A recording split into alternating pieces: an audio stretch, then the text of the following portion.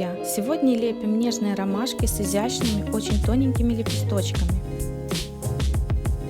Обязательным условием при создании подобной картины является наличие качественного клея ПВА.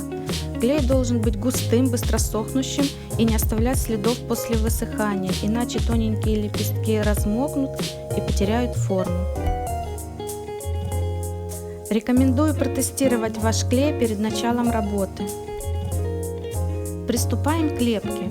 У меня уже есть готовая основа для картины, это ДВП 20×30. Я написала фон и вылепила корзиночку из соленого теста. Осталось оживить картину нежными ромашками.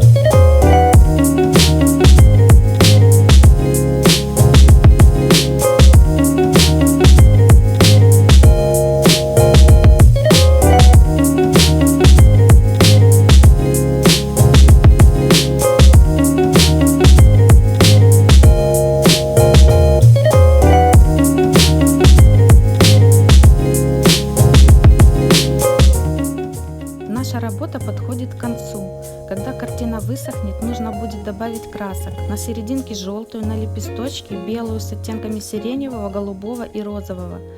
После высыхания красок обязательно покройте картину лаком для защиты от влаги и пыли. Всем желаю творческого вдохновения и до новых встреч!